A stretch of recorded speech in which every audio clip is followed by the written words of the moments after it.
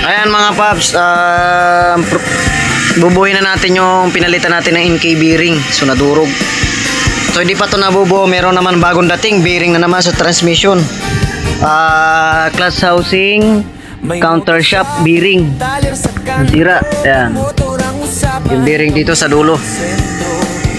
6202. Sana ba yun? Ito mga paps.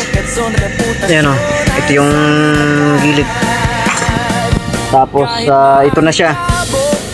Tapos nagkatama yung labasan ng langis niya. Kaya binarina natin yan para pagpasok dito ng langis sa butas na ito, lalabas dun. Ayan. Pag hinanginan mo to, dapat labas ang langis dito. So goods na siya. Aasimbuli na lang. Kaso may problema pa. Ito, stuck up kasi yung kanyang thread. Napakatigas. Naputulan tayo ng 3. So dinandahan na natin yan. Yan, nilalagyan ko nito. Tapos ispatan ng welding. Tapos dahan-dahan natin yan tatanggalin. Yan 3 na yan. So, matatagalan pa. Ito yung nadurog gantong bearing, yung NK bearing na ganito, yung nadurog sa isang motor, na yun, yun ay CPI na 175cc. So ito 175cc, sim lang sila ng sukat ng makina. Ito naman ay Skygo 175. Yan. Yan, kalas yan mga paps lahat. So yun lang ang tama niya. Yan ang 6202 na bearing. Clutch housing, counter shafting bearing. So ang problema, brand out. So generator lang kami ngayon. Hindi kaya ang welding machine. Hirap.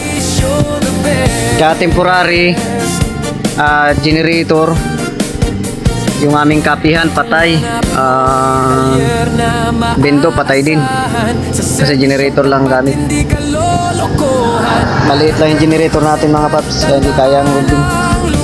So naghihintay lang tayo na magkakuryente para ma-assemble nito matapos na. So dahil walang kuryente, dito kami. Ito naman tatapusin namin.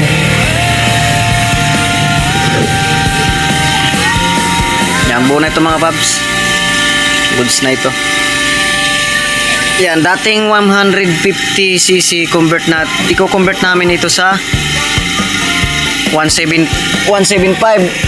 Ito. Yan, 175. Yan mga paps, 175cc ito. Ayan o, 175 cm. Ayan o, 175 cm. So convert to mga paps, dating 150. Para malakas ang batak, malakas din sa gasolina.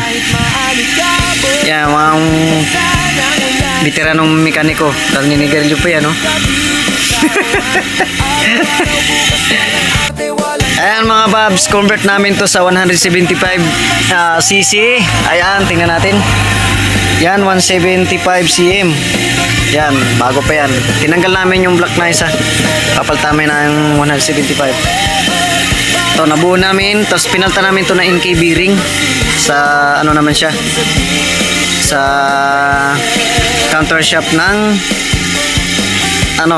engine sprocket shafting. Yan, yung mekaniko natin veterano. Yan mga paps, let's go.